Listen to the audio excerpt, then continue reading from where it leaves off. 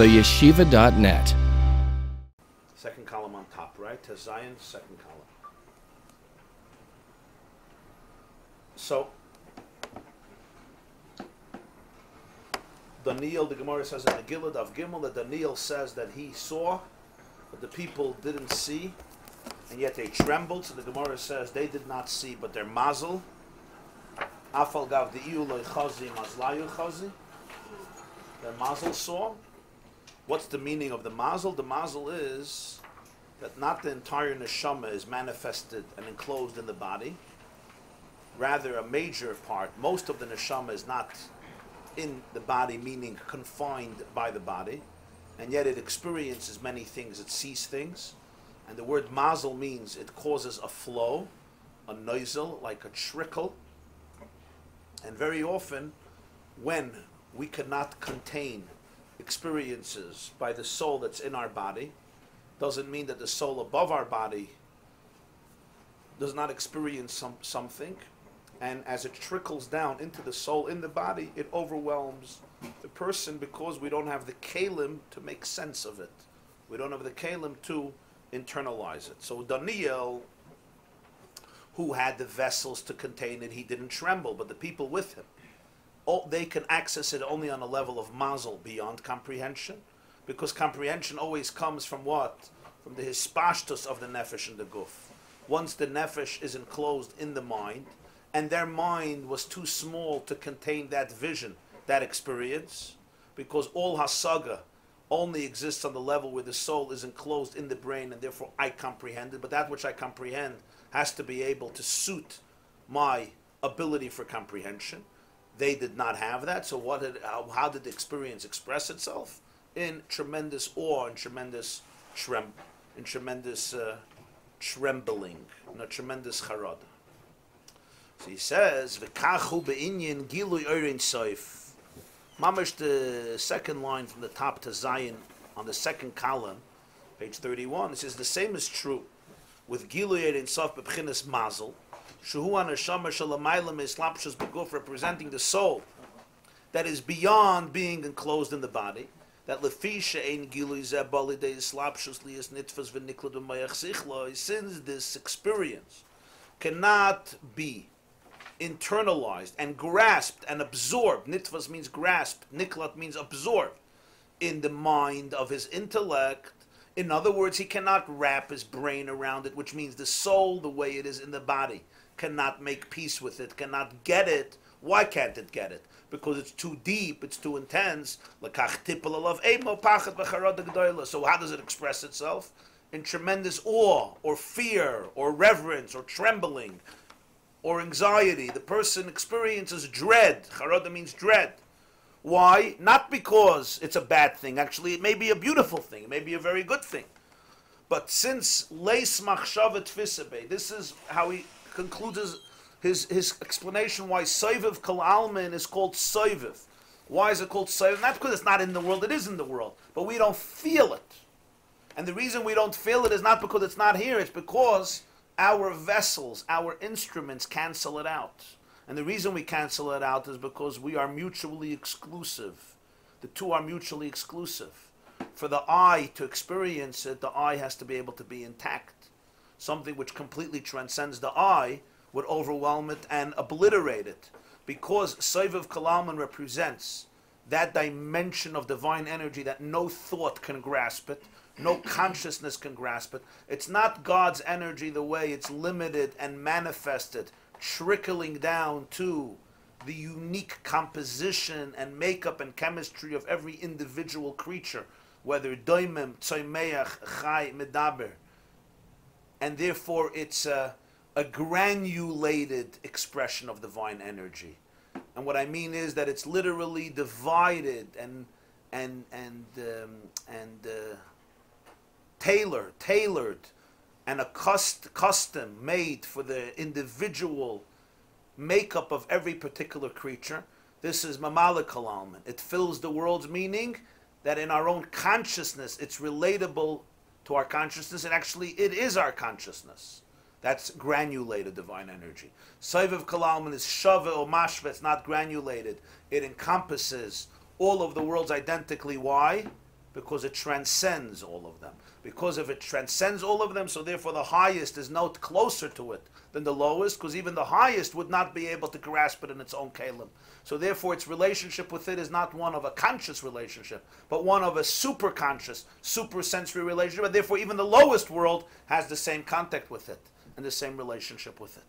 This is the mashal we gave, the difference between, just a mashal, it's not a perfect mashal, but it's a mashal, the difference between the teacher's function in the classroom and the commander-in-chief's function in the battlefield. Right? The teacher's function in the classroom, we're talking about the successful teacher, the caring teacher, the teacher who's a pedagogue. We know that there's different types of teachers and different types of classrooms. There's no need to elaborate on that. Everybody went here through the system of education. Mark Twain said, I'll never allow my schooling to interfere with my education. But besides that, we all know that the mission statement of a teacher is granulated information. It's not about being impressive or domineering. It's about penetrating the mind of the student. It's actually about the student. The Gemara says in Tainis, Harbe lamadati meraboisa, yosem mechaveiro mitalmidai, yosem mikulam. I've learned much from my teachers, more from my friends, and even more from, and most I've learned from my students because of the feedback. You wanted the Talmud should understand. And every Talmud has a different IQ. And every Talmud has different sensibilities and sensitivities. And every Talmud thinks differently. And therefore, the shiur must be accustomed to the faculties of the student so that he should be able to internalize it. And just to scream at him, understand, because I'm telling you to understand, doesn't make somebody understand something. I cannot force somebody to understand. Why? Because by definition, understanding means you understand it. Me telling you to understand it is as me telling you feel. How can I tell you to feel? It's not something I could command you to do. Why? Because this has to do with your own makeup. I cannot impose it on you. It's not an external thing. So therefore, I have to work with your faculties. That's a mashal from a malakalam. The divine energy that is accustomed to the particular identity of the nivra.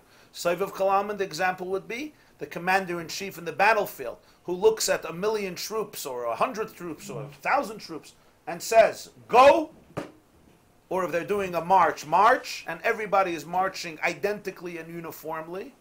How can it be so many different personalities? And the answer is because the common denominator between them is not that they all appreciate or understand the message in the same way. The common denominator is the submission to authority, the submission to the country, the submission to the flag, and as a result of that, everyone is equal. Why is everybody equal? Because if I'm searching to accommodate their individual personalities, then nobody is equal. But if what I'm searching for is not the but the nisht, I'm not searching for the affirmation of self, but rather the transcendence beyond the self, here they can unite and integrate as one and literally do exactly the same thing. March evenly, even though in terms of intellectual prowess or emotional experience, they vary drastically and they may be from one extreme to another extreme. But nonetheless, in this nekuda of what we would call the bittul, the submission of all of the troops, of all of the soldiers to their leader, to their general, to their commander-in-chief, here there is an absolute shava umashva. Whole world has no bittul to this. No. Well, this is not felt, that's the point. We're giving a mashal how, if he tells them to do it, right, go. So somebody says, but I don't understand. Says, I don't care if you understand. I told you to do. And here the two people can be extremely identical. In the shiur that doesn't work. I can tell you to do, I can't tell you to understand. Because what are we searching for in understanding? We're searching for your individuality. That's a mashal from a malakalam. The commander-in-chief is a mashal. It's a mashal. It's not an accurate mashal, but it's a mashal for this relationship that what? That doesn't accommodate the individual personality and tone and heartbeat and sensitivity of each soldier. What does it search for? It encompasses all of them. It unites all of them by a singular mission that transcends any of them individually. and therefore the most intelligent and the least intelligent actually appear and behave in complete unison.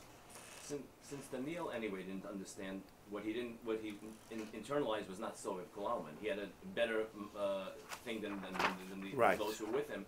So what did he gain by bringing this analogy to Daniel and Malachim Azalayu Garin? What point is now clearer by virtue of his mentioning the whole story of Daniel? He anyway wasn't Kolate Soviet Kalaman. Sure, more than us.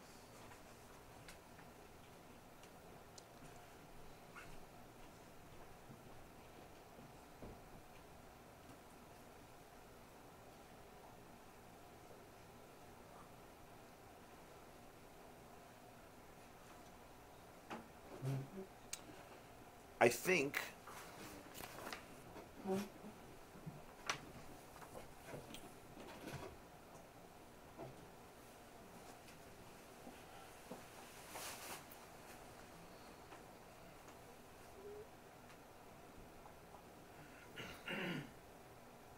it brings out the point, what he started to say, that he said a lashon in the beginning of the discussion. He said, "Ein koyach b'shum nivra lahachil gilui arza, rak mikol makayim amru chazal afal gav de'iu loy chazim az la yuchazim." In other words, this gives us a vivid mashal for the idea that something can be completely in you. It may define you, it may impact you dramatically, it may change you, but nonetheless, you cannot be aware of what it is. That's the mashal. The mashal is something is very, very powerful. It may be more powerful than any other force in the world, but you cannot wrap your brain around it and say, this is what it is, I can identify it. And this is a mashal of for Seviv Kalaman, because Seviv Kalaman is really the same thing. It's not that the infinite energy of God that encompasses the whole world and is enclosed in everything in the world doesn't have an impact. It has a tremendous impact. But the impact is one that one can sometimes see its symptoms, but not be able to identify its core or its source, simply because our consciousness, as elevated as it is, our brains, our psyche, our minds, cannot detect it. And the reason we can't detect it is because it's completely beyond it. So this is a mashal for what he gives. If you do see, there is a parenthesis here that would actually a little contradict what I'm saying. If you see 1, 2, 3, 4 lines from the top onto Zion, this is, the parentheses were generally footnotes added by the Tzemach Tzedek, who was the grandson of the Baal Tanya, his daughter's son, and he succeeded his grandfather after his father-in-law. There was the Baal Tanya passed away, and his son took over. He was known as the Mittler Rebbe, Rabbi Vayedaber, and when he passed away, the Tzemach Tzedek, his son-in-law and the Baal Tanya's grandson, he was both a nephew of the Mittler Rebbe and a son-in-law of the Mittler Rebbe, and therefore a grandson of the Baal Tanya, both from himself and from his wife. So he wrote these footnotes when he published the Likkutei Torah. So if you'll take a look, he says, "V'ayin masher kasav b'makam acher." Look what was written elsewhere. Al pasuk ha'azinu, meaning the mimer of the Baal Tanya on the word ha'azinu in Parshas Ha'azinu, inyan mazle, where he explains mazel, shopchinas ayin shalamayla mehachachma, that it represents the ayin, the nothingness which is beyond chachma. Now this itself is a very powerful description. Ayin means nothingness. Why do we call it nothingness? Not because it doesn't exist, because it exists in such a powerful way that we have no way of describing it, and whatever we have no way of describing, we call nothing, right? It's like, for example, when you ask somebody, your wife asks you, how you feeling? Or what are you feeling? And you say nothing, right? Now, sometimes that nothing is far, far from nothing. Because when you start talking, that nothing is not so nothing. What do we mean? Sometimes nothing could mean two things. It can mean nothing, right? Nothing. It's nothing.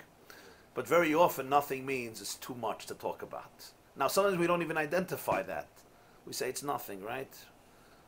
Sometimes you look at somebody and say, what's going on in your life? Nothing. They're suffering from untold trauma, but they just say nothing. Why do they say nothing? Either because they don't trust you, so they're not going to tell you, or because there's so no way of dealing with it, that the only thing I could say, the best description is nothing. You couldn't possibly understand it. Right, it's just nothing. So in Chassidus, that which is higher than Chachma we call ayin. Not because it's nothing, it's much more, but because it's super conscious, it's super sensory. So it's nothing. Not because Not because it's nothing, because I don't have a way to deal with it. So the best way to describe it is it doesn't exist. It's much easier to dismiss it as non-existent than to acknowledge it and then have to break down the walls of my personality and expand my horizons to be able to contain it. It's just too much. I say it's nothing. It's ayin.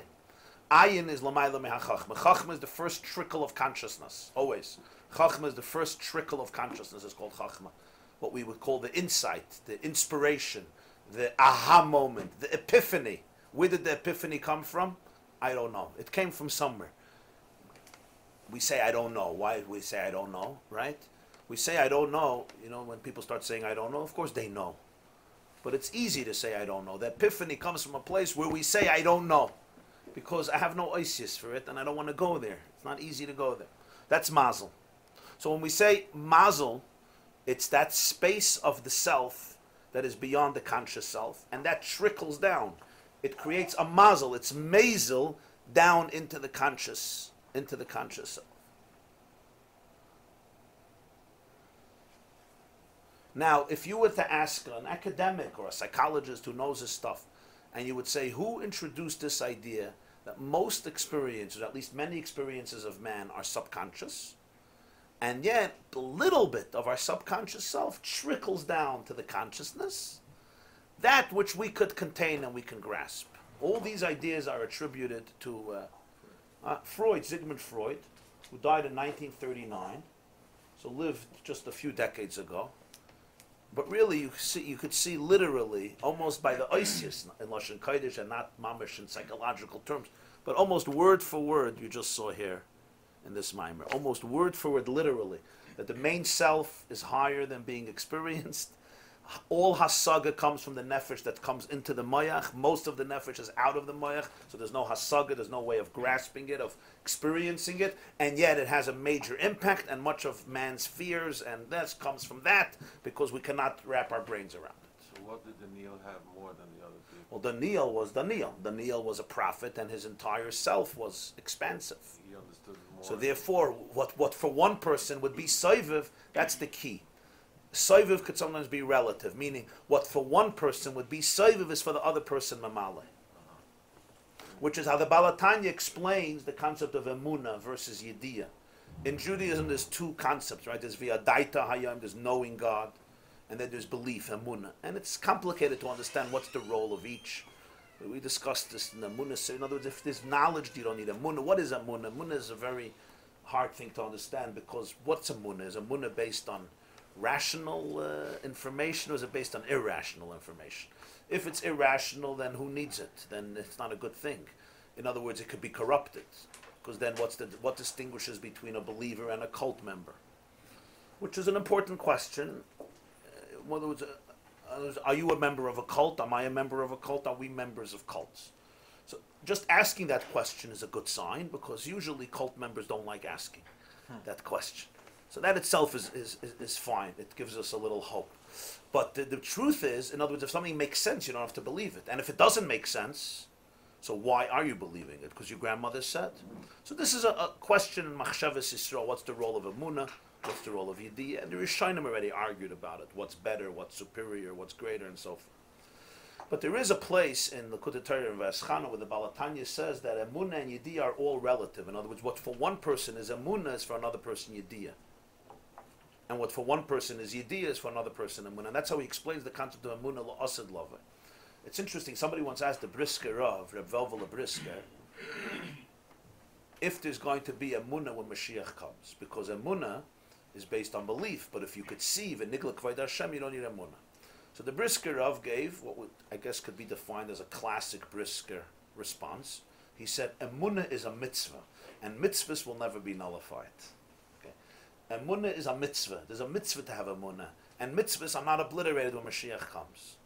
So it's a good brisker vart. In other words, emunah is a mitzvah. There's a din of emunah. Right. But he didn't explain the mechanism. The vart is a geschmack vart. We can get it. It's a mitzvah, and the mitzvah exists. Doesn't go away. But what's the fine, it's a mitzvah. What's the mitzvah? The mitzvah is, it's a mitzvah to see that the wall is blue if it's obvious. So the Balatanya explains that La'asad lavi, the yediyah will be much higher, so the emunah will also be relegated to a space which is completely transcendent. So Emunah never competes with Yediyah, just like Soiviv doesn't compete with Mamale. There are two streams of Judaism that never compete with each other, and therefore should never be threatened by each other. Faith, real faith, is never threatened by real intellect. If it is, you have to be cautious. You have to be cautious because it's a slippery road. Real Emunah is not competing with Yediyah. It's not afraid of it. It doesn't bash it. It doesn't feel that using the intellect is a curse. It doesn't feel that the intellect is the worst enemy of man. On the contrary. So what is it then? It's relating to that which Yediyah must acknowledge its limitations. So that's an example here. So for what one person it could be Saiviv is for another person Mamale, and conversely. So the Tzemach Tzedek says here in this parentheses, V'hashta asi shapir, the b'chinas soiviv yuchel hizgalus l'b'chinas mazel. So now we can understand if the mazel is ayin, so soiviv can be expressed to the mazel. Now what does he mean here? He doesn't mean, of course there's a concept of soiviv that doesn't get expressed in mazel, because he said leis machshavet tfisa beklal, and even Atzilus can't grasp it. So he's not suddenly reinventing the wheel and saying, oh, on a level of mazel, everybody experiences soiviv. But in other words, the soiviv could be relative. What do I mean it could be relative? If you were to put in to one person the consciousness of another person, they would be obliterated. Just like if you'll take the brain of a human being, right, and put it into another creature, it might obliterate him, because every energy has to be filtered according to the product you want to create with this energy. And if you create a super dose, there's overdose on many levels. The voltage is too high. So therefore, there's something that mazel can experience that nothing else can experience, that my conscious self can't. And Daniel could experience it in his conscious self, and therefore he wasn't ought. But of course, there's a side of that not. It's clearer. So if someone expands his understanding, expands the keli, he'll get more. Of course. That's the key. That's the point, yeah. Get more mazel. Well, you're using the word mazel. We're not. I mean, he'll get more direction. He'll be able to open himself up to the immediate experience of it, not just to the residue, not just to the impact of it. So can someone make more ore without expanding the keli? How? I don't know. No, I mean, They will not be able to experience it. They have to open their kalim to So it. one studies considers as opening the keli, not the drug. I don't know, just studying. It's an internalization process. You could study facts. It's not about studying facts. It's an internalization process. It's like the Mesilas Yesharim. Like the Mesilas Yesharim, you go along a certain road. Steps and from the end of Saita, yeah. Yeah. Right. Now there's a famous mashal. There's a famous mashal that brings this out very well. Namely, it's a mashal that was actually used by a man named Heisenberg.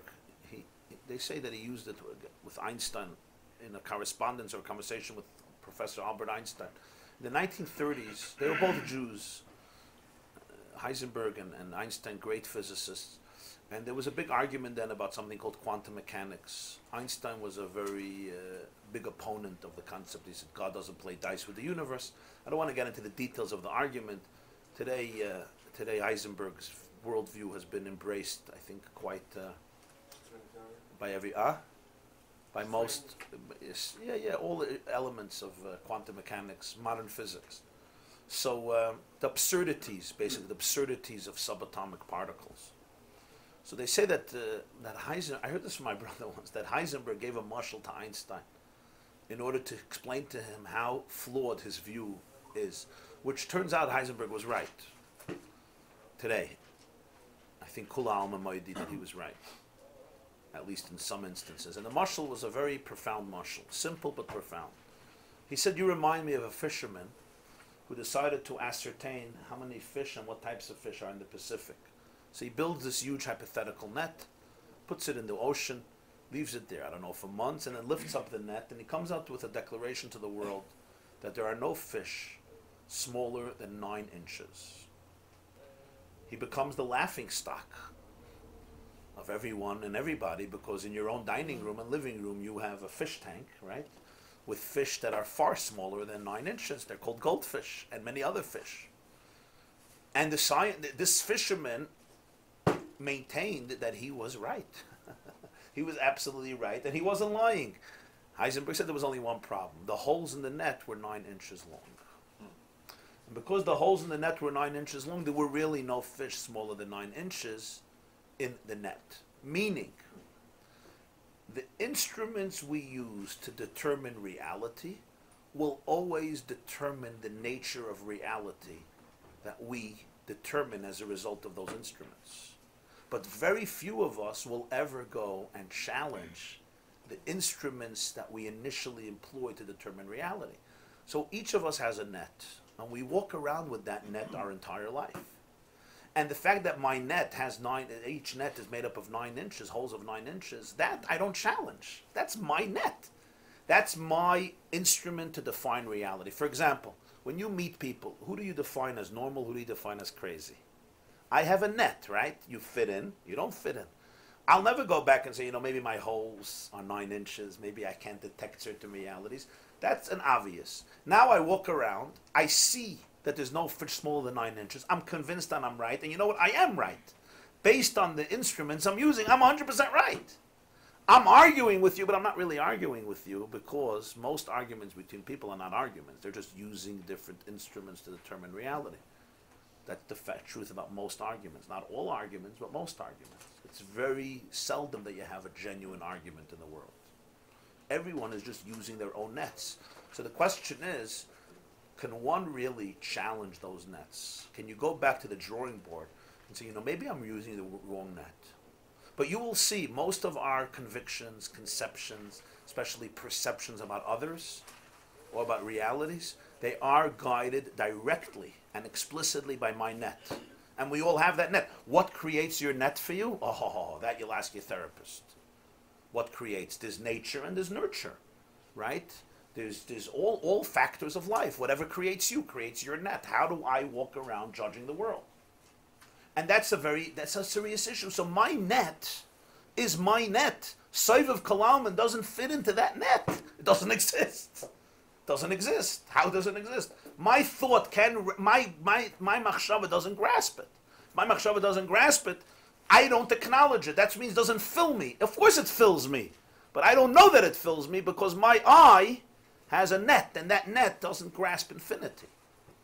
And because it doesn't grasp infinity, so it dismisses it as non-existent. Where Mamalik Alalman suits the holes of my net. It's the fish that's large enough, or in this case, it's small enough, to be compressed in my identity. So at least I have some sensitivity to it. So therefore, it's really about the ability for a person to be able to challenge the very paradigms, the very nets that we use to catch our fish. But let's face it, it's an uncomfortable question for people. Are the nets maybe completely off? Completely. This is why Judaism puts such focus on humility, to nullify yourself once you only nullify. That's essentially what bittul really means. Bittul really means acknowledging the possibility. First, acknowledging the possibility that the holes in my net cannot relate to certain fish, and therefore they don't exist in my life. Acknowledging that possibility. Once I acknowledge that possibility, I can then open myself up to a different possibility. That is essentially what humility means. Humility is that power to be able to look up and acknowledge that.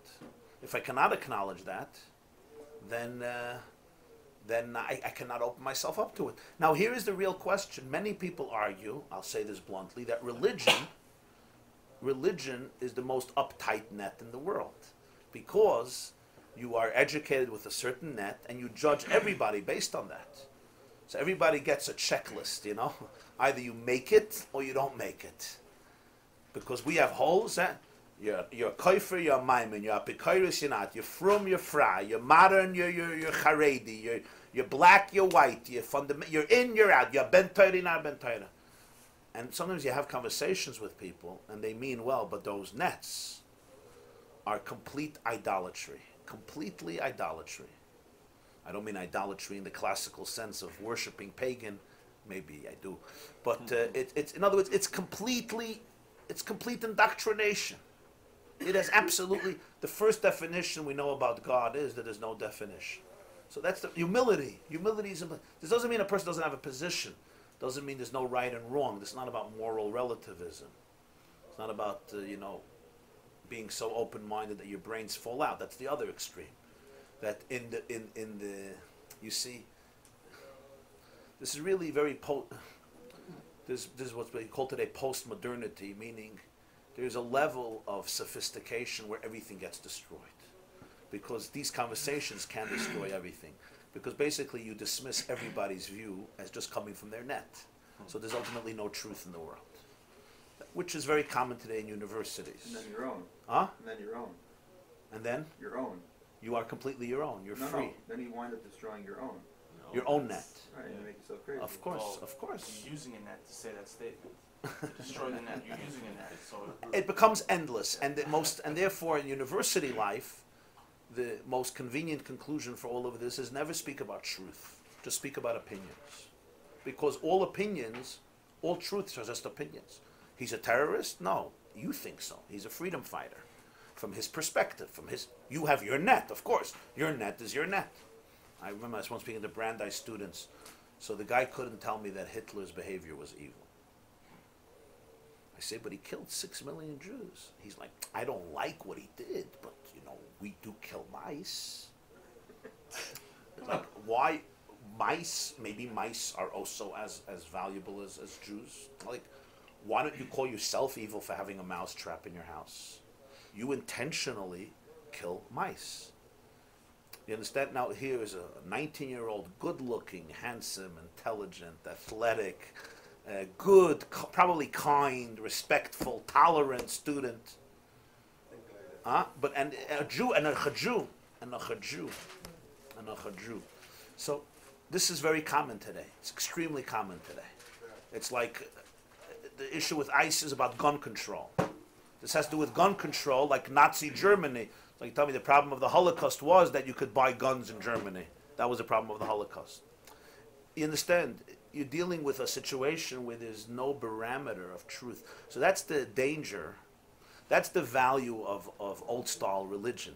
But it's where liberal open-mindedness mocks it because it's stuck in such paradigms that are completely very, very primitive. Right and wrong are based on very primitive conventions. In many ways, I would say that these texts here in Likkutei Torah have a very revolutionary combination. In many ways, they speak a language that's very postmodern in the sense of understanding how everything can be broken down to a point where really all the nets that we take so seriously are just that, right? And yet, what it does is it opens us up to a definition of truth that is beyond definition. In other words, it opens us up to a view of Torah that is not built on narrowness, but is built on the ultimate expansiveness. And that's, I think, a very valuable contribution in our days, because you find two extremes. You have those who are etched in modern thinking, and everything gets broken down. There's nothing that's sacred anymore, because everything is just perspective. It's your mother's perspective, your grandmother's perspective, including the value of getting married, including the value of having children. Everything. Everybody's just using nets. And stop being a bigot. Stop imposing your lifestyle on me. And there is value to that thought because we are all using nets. It's true. And then there's the other extreme, where we just have our net and you fit in or you don't fit in. You're eating for cholent if you don't fit in. So you're out. You're ostracized socially or academically. And we're finding a revolt against this today. So I'm pointing out that I think this is a very subtle, very valuable ideas here about how we have to break down the net as a preparation not to break down all boundaries, but actually to experience truth that is not defined by the limits of our ego and even our intellectual imagination. You get what I'm saying? Okay, because I don't. I'm glad somebody I'll does. teach you later. So to have this trembling, What did you What? answer to that student? What did I answer to that student? What am I supposed to answer? What am I supposed to answer? Wow. I'll tell you what happened. When I was eating chicken, an hour later he turned to me and he says, "You eat chicken?" I'm like, yeah, why not? So, Mesiach Lefitumai, unconsciously, he says, that's pretty evil. I'm like, why? He says, do you know what they do to the chickens? You know, he goes into the whole thing. So I'm like, you know, you may be right. You may be right that eating chicken is a really, really bad thing. And I have had my many thoughts about this. I don't take it lightly that we eat meat and we eat chicken. I don't think it's such a simple thing. I get it. Adam Rishon was not supposed to eat meat and chicken. Fine. I said, what I find so interesting is that Hitler's behavior, first of all, I didn't say that. Hitler's behavior you can't call evil. Eating chicken you could call evil. Explain that to me. So I told them, I'm going to give you now free analysis of yourself. Okay? You know that there's good and evil. You know it in your depth of your heart. Okay? The generation that stopped calling Hitler evil because it's not sophisticated, because everything is relative, that generation also needs to know that there's good and evil. So you're the generation that started to call eating chicken evil. Because everybody knows there's good and evil. When you stop calling that evil, you start calling other things evil. You understand? So that's it. That's what I told them. I said, you should realize, because you know there's good and evil, it's just you replaced it. Instead of looking at murderers who will murder millions of people without blinking an eye, you'll call that evil and try to make the world a better and safer place. You will misdirect your evil so badly that your definitions will become so warped, and you will destroy the world. And I don't know if he understood what I said, or he didn't understand what I said, but that's what I told him. If you want to know what I told him. There was in the New York Times, you gave me on Sunday, there was a whole article, somebody is explaining if Trump is like Hitler or not like Hitler. Now, Trump could be whoever he is, it's completely irrelevant. Whatever you want to call him. But I found the Shaklavataria very, very repulsive. Very repulsive. Here's a man who caused the death of, I don't know, 10, besides Jews, 10 or 20 million people in the most barbaric, sadistic way in the history of humanity, right? Here is a man who wants to ban Muslims. Okay, let's say it's evil. Build a wall. Okay, let's say it's evil. Outlaw, punish doctors who give abortion. Let's say it's evil. But you understand, the putting it on the same pedestal shows that you're dealing with a breakdown of common sense, which for them is not a breakdown of common sense. It's an expansive consciousness. It's an open-minded consciousness where everybody that fits into the term bigotry and intolerance goes into one group. So that's Bibi Netanyahu, Hitler, and Trump, all together in one group. You know what I mean? That's a very tragic symptom of post-modernity, which comes from progress. But the progress creates an absolute churban, an absolute churban. You typhus what I'm saying? It's not so complicated. But it's very complicated when you're in that world. So this world is a protected world here at Forshay, you know. But out there, kids who go to campuses and universities, this is conventional conversation. This is not. This is conventional conversation. And then you have. I once gave a lecture on Pesach, and I said that whatever your position about going to the army is, whether you believe that yeshiva boys should go to the army, or you believe that yeshiva boys protect Eretz Yisrael through sitting and learning and they should be exempt from the army, whatever your position is, every yeshiva bacha, when he sees a soldier, should say thank you. And the reason is, because then every Musar shmuz, everybody talks about karas hatoiv, karas hatoiv. But that doesn't mean if somebody gives you a tissue box, you say thank you. It means if somebody is on the front lines and they're dying, because so you should be able to live and learn, you go over to a soldier and you say thank you so much for doing what you do. That's what I said. I think that's a very normal, rational, Jewish, Torah, refined thing to say. I think the Chafetz Chaim would have said that. I think whatever, I think it's normal.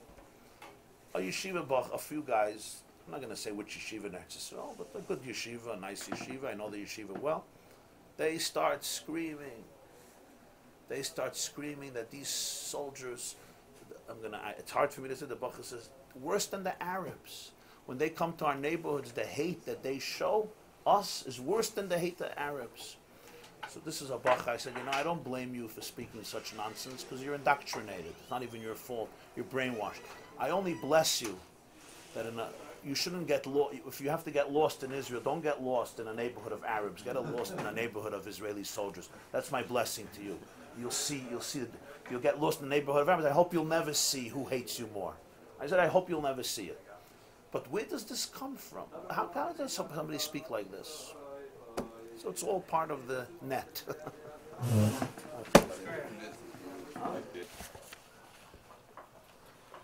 Tazayin, the second column, right? Al Yirig Doyle Kazu.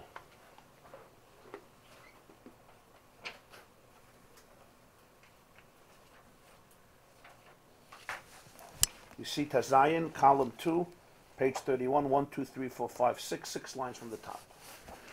Al Yirig Doyle Kazu.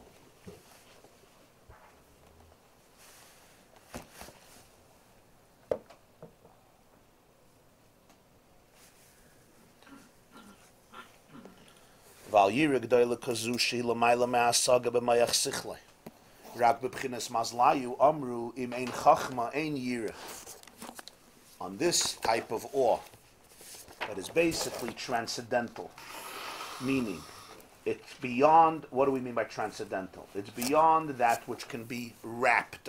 It can be grasped by the mayach, by the mind of one's intellect. There are those experiences that you could wrap your brain around, literally. That's called hasaga. The word hasaga, lahasig, actually doesn't mean comprehension. It means to be masig something, means to reach something. Like we say lahasig, right? We have in Parshas Kisave, v'hisigucha kol hadvarim me'ela. They should reach you. They should reach you. So actually lahasig means that which is in your reach. It's in your hasaga, but we use it for something that we understand, because something that we understand, we reach it. We have the holes in our net that can take it, that can detect it, that can comprehend it. That which is lamayla me'asaga means it's beyond reach because I don't get it. I cannot wrap my brain around it. It slips through my holes because I don't have the parameters for it. So he says, only b'bchinas mazlayu. So Amru, on this, the Chazal tell us, im ein chachma, ein yireh. If there's no chachma, there's no yireh. We learned before, stira, Chazal say, im ein chachma, ein yireh, ein chachma. So what do you begin with? You say, if there's no chachma, there's no yireh. If there's no yireh, there's no chachma. But I can't have chachma without yireh. So what do you begin with? So he says, this yireh g'dola, you say, it's not going to be without chachma. First there has to be chachma, and then there could be yireh. K'may shekasov, the pasuk says in V'eschanan, Vayitzavenu Hashem lasses es kol hachukim ha'ela liyires Hashem. Hashem told us to do all these chukim to yireh. In other words, the chukim bring to yireh. It's not that the yireh is the cause of the chukim. If you have yiras Hashem, you do what He wants. It's deeper than that. The chukim bring to liyires Hashem. In other words, the chachmas HaTorah and the observance of Torah brings to yireh. Shaliyois gilu is b'chinas mazlayu. Atche tipul of ema b'pachad hu ayidei esek HaTorah. Because that a person should even be able to allow his mazel, which is the soul that's beyond his body, the soul that is supersensory, to be able to experience what the mazel can experience to the point that it should trickle down and he should experience awe.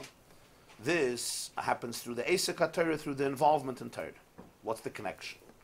Doiraisa mechach benafkes.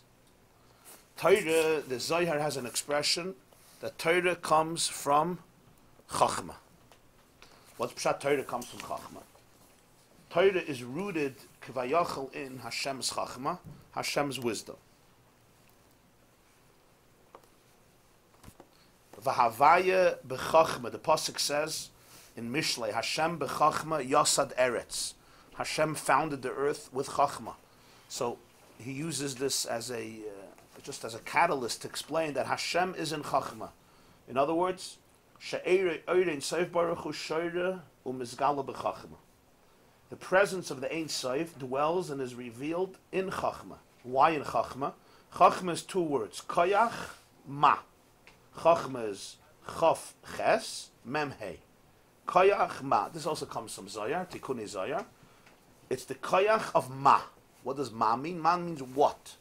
Like Moshe Rabbeinu says in Parshas B'Shalach, "V'nachnu ma ki salinu olav." me and I. What are we? Like you say, ma. Chacham mahu oimer, right? Rasha mahu oimer. Ma means what? So what's chachma? Chachma is the koyach of ma. The koyach of what? Now what does that mean, the koyach of what? So he says, pchinas bittul. It's basically the koyach of bittul. That's what ma is. V'nachnu ma. What are we? I don't have a definition for it. All I could say is what. The question what represents a state of humility. And therefore, she'ein oirin seif baruch hu sheiru mizgala ela b'mesha batel. Now here is the klal. There will never be a revelation of the infinite energy of God only in that which is batel. Only in a place of complete nullification will there be a manifestation of the divine. Wherever there is arrogance and egotism, there will never be a gili of oirin seif baruch hu. V'hainu, what is the ultimate place? This is Torah. Shehi chachmasa yizbarach mamash. Torah is literally his chachma. V'hu v'chachmasei echad. This is a Rambam's expression. He and his chachma are one. Ki hu amada v'hu hayedeya. He is the knowledge, he is the knower, and he is the known. And therefore, in Torah, we say Oraisa comes from Torah, and Havaya is in chachma, because the Ein Sof dwells in chachma. The primary gilui of this is in the source of Torah, because Torah exists on so many different levels. The source of Torah, which is Chachma Elah, which is basically the highest level, Hashem is Chachma. The Torah down here, sometimes a person may not experience the Ein Sof in it, even though it's also the same Torah. But in the source, that is the Torah. He b'bchinas mazel. This is in the state of mazel shemezel u'mamshech hashpah megilui zeh. Just like we spoke in the person, the mazel of the neshama trickles down to the neshama in the guf, and that creates the aim, and the same is with Torah. The source of Torah is Chachmei Elah. Over there, Ein Sof dwells and is revealed in the most manifested way. That's, to speak, the mazel of Torah. But the Torah that we learn, the Torah that we grasp, is the Torah the way it comes down in Olam HaSiyah. In a concrete world, we learn Pshat. But nonetheless, the source of Torah is mazel. It trickles down the hashpah to the Torah that we have, that is malubashas begashmi, is just like the etzem hanashama is mazel. The source of Torah is also called mazel, because from the source of Torah there's a flow of the Oir Hashem and the Torah that we have here, and that's why this Torah, Vayitzavenu Hashem lasas is called chukim ha'ela, liyires Hashem. This level of yira of mazlayu chazi comes through Torah, because the Torah is linked.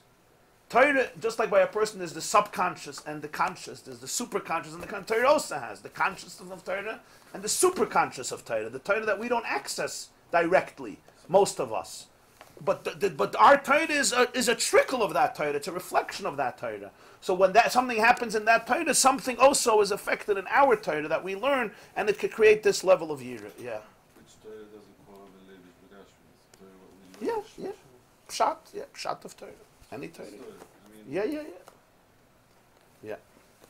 Now, what's this idea that Chachma is Koyach Ma and Torah is basically Chachma? So, here we have to understand a little bit about Chachma, which is a frequent term that's used B'chlal in Torah Sanister, especially by the Balatanya, Chassidus, especially by the Balatanya, all Sifrei Chassidus really, but here it's very elaborate, this concept. What is this concept of Chachma? The Zohar just says koyach ma. It's a koyach of what? What do we mean a koyach of what?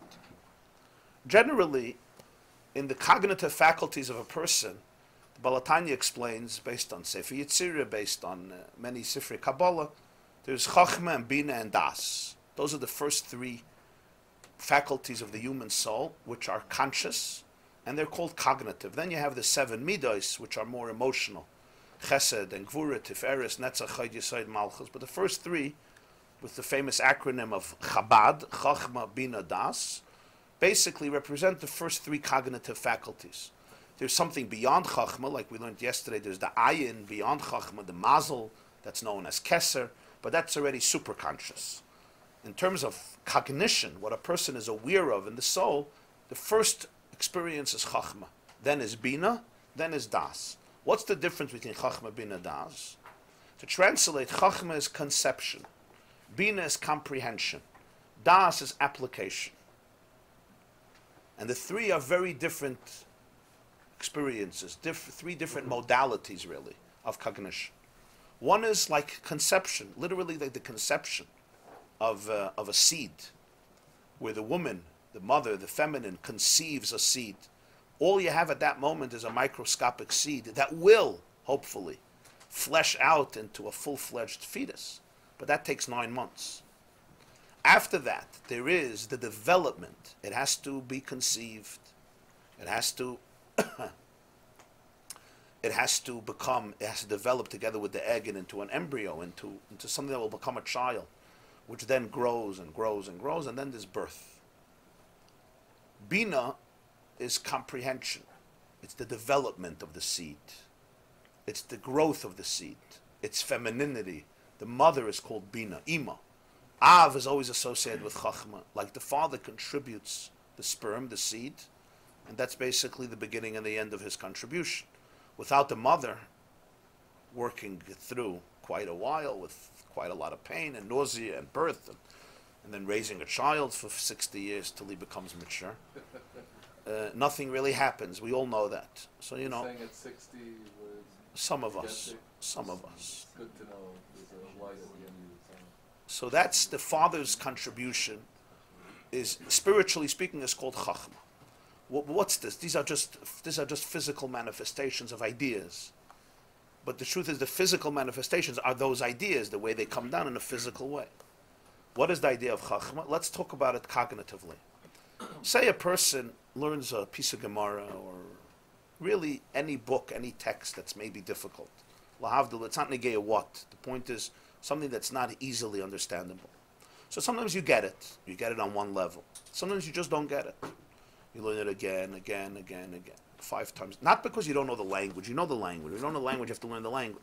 You know the language, you know the text, you're familiar with the vocabulary. That's not the issue. The issue is the idea is not going in. We all have this. Or you have a tremendous dilemma in life, and you have no way of solving it.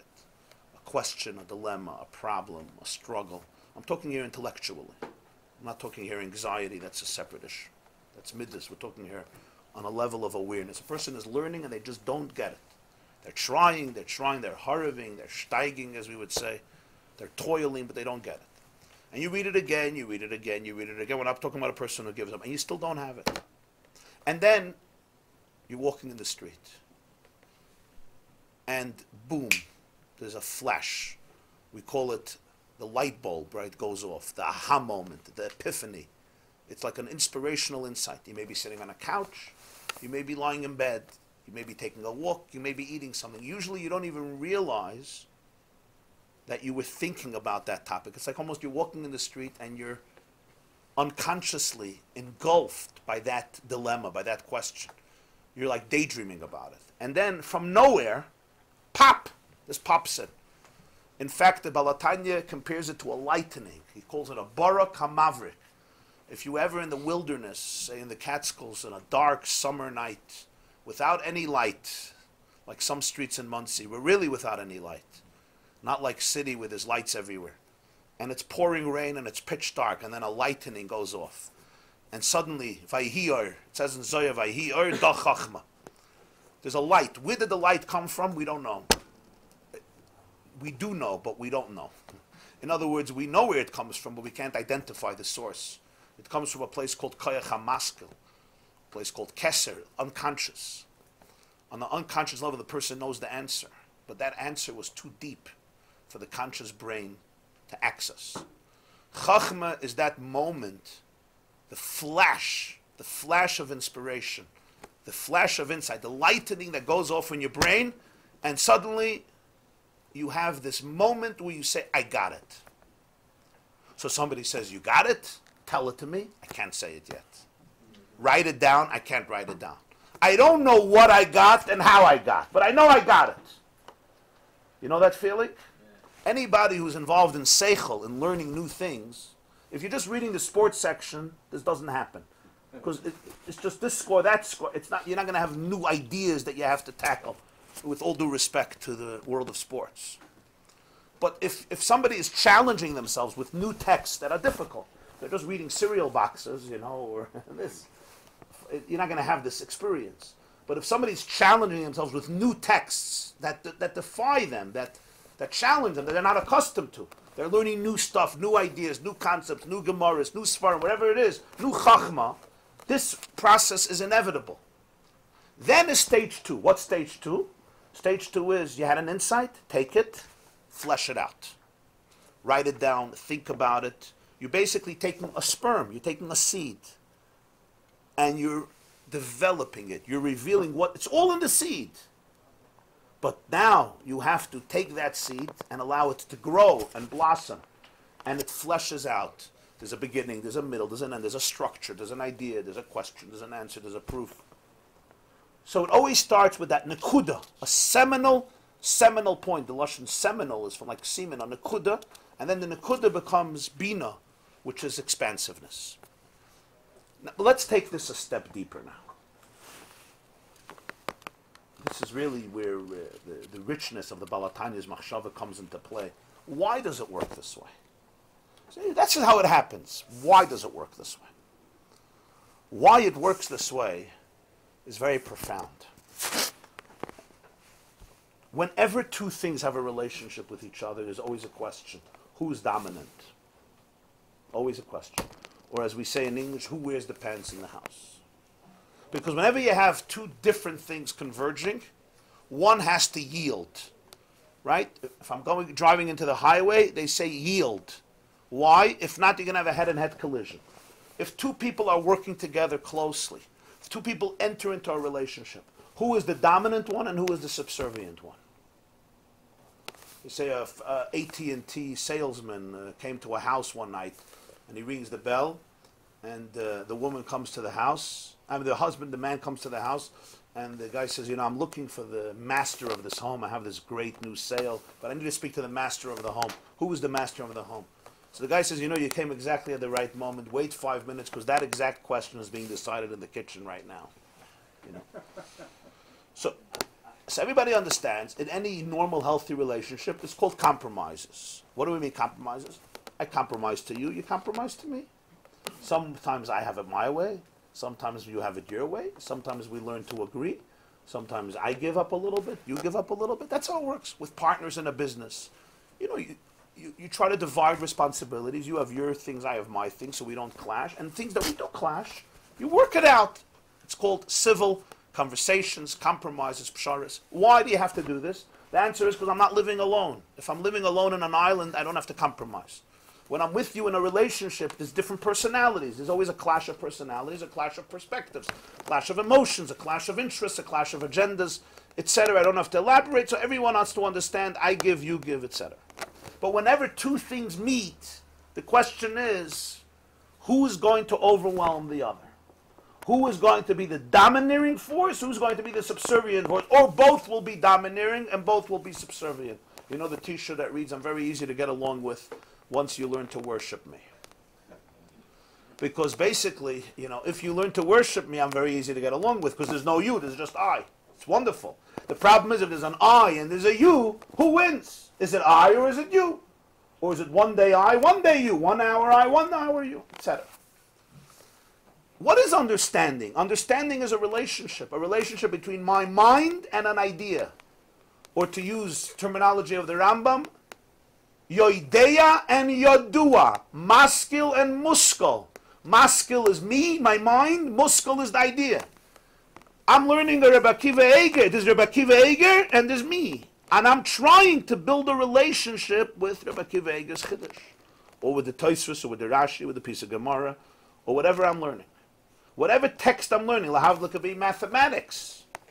There is my mind, and then there is the text, the idea, the wisdom, the information, the data.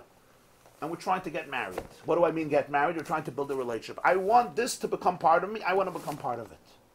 There's the maskil, there's the muskal. Here's the question. Who wins? Who is the dominating force in understanding?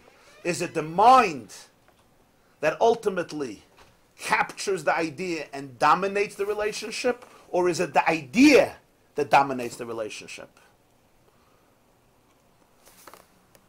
The answer is there's two stages. There's the stage of Chachma, there's the stage of Bina. In the stage of Chachma, the idea defines the relationship. In the state of Bina, the human mind defines the relationship. What does this mean? Why is it that I learned the Gemara 10 times and I don't get it, and suddenly I got it? What happened? I went for brain surgery. What happened? To use Hasidic terminology, what happened was as follows. A 7-ounce cup cannot contain 100 ounces of water. Try pouring 100 ounces of water, it will go all over the place besides in the cup. Now there's a cup and there's a cup.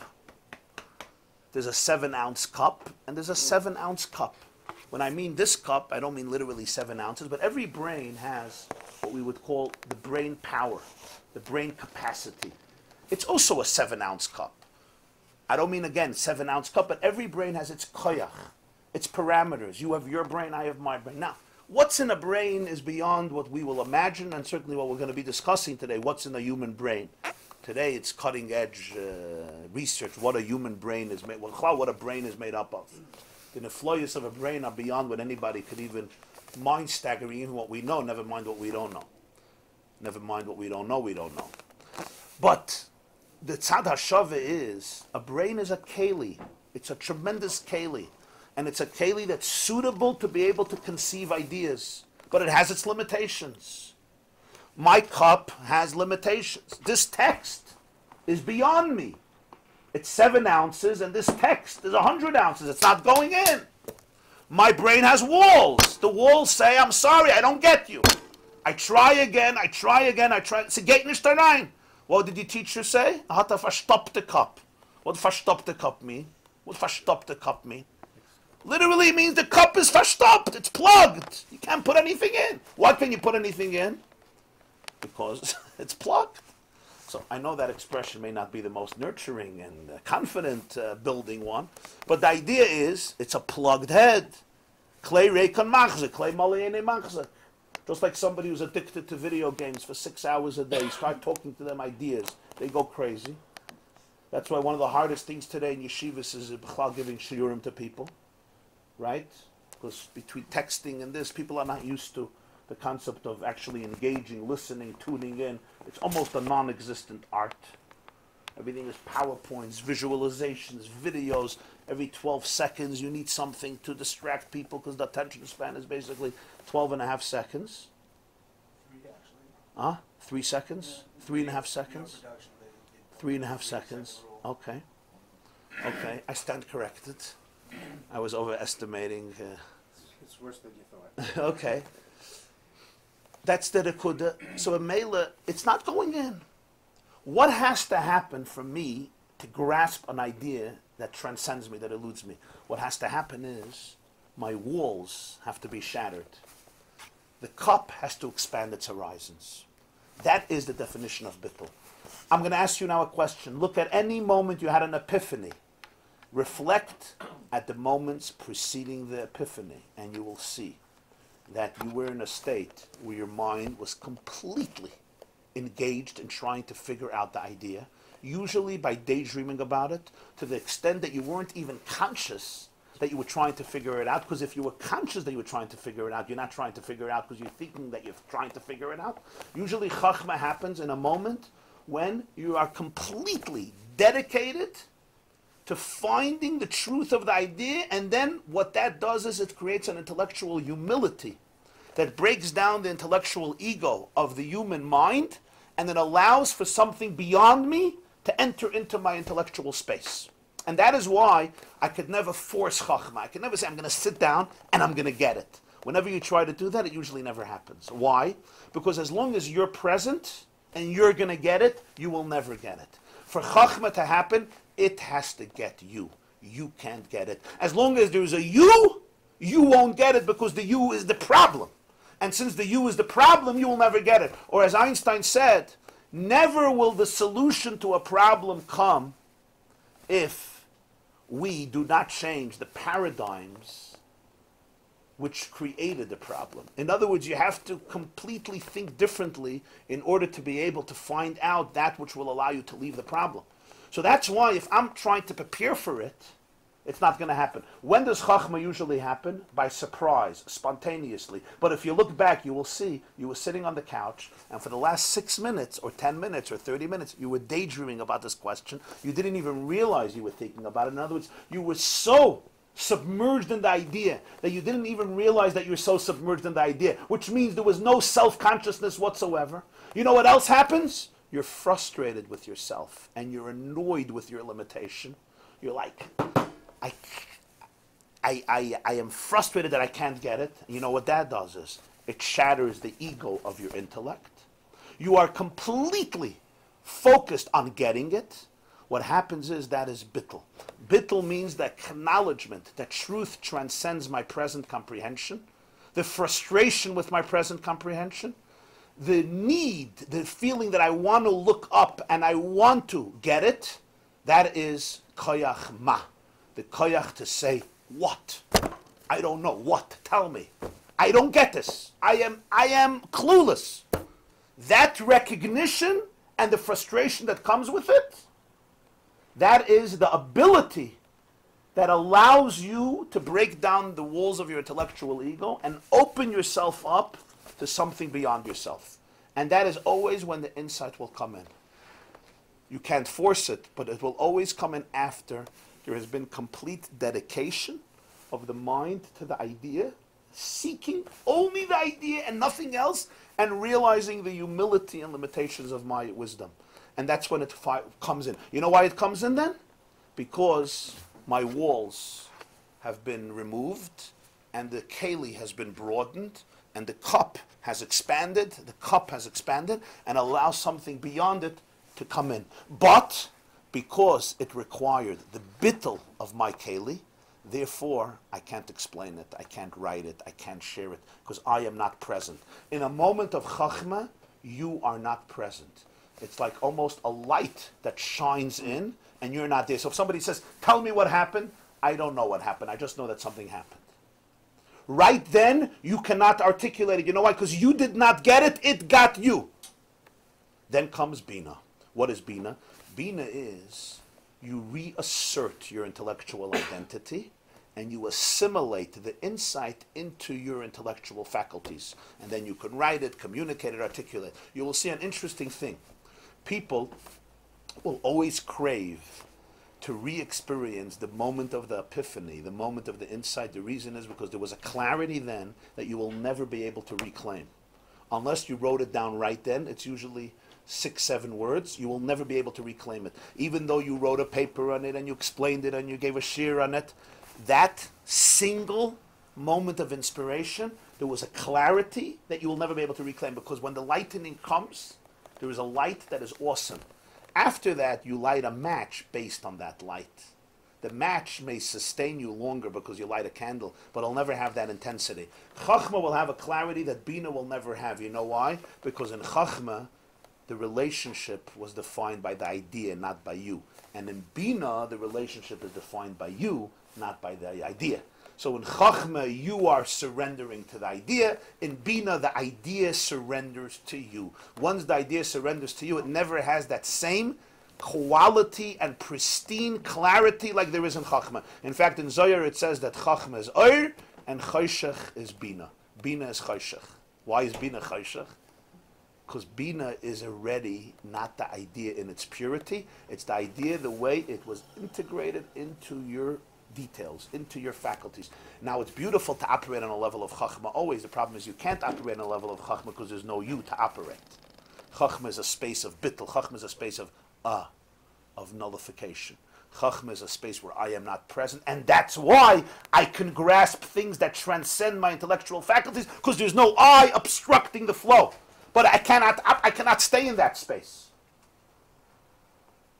So Bina, I reassert myself, but I now take the information that I got as a result of the epiphany and I assimilate it into my intellectual identity. So I can talk about it, I can prove it, I can explain it, but it will never have that same pure pristineness that Chachma has.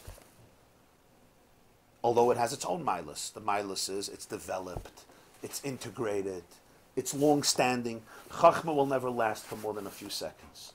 You know why? Because it's a transcendental experience. It's not part of your keli. It's a sublime experience. Another thing, Chachma will never be more than a few words, ever. because it defies oisius, it defies containers, it never comes with elaboration.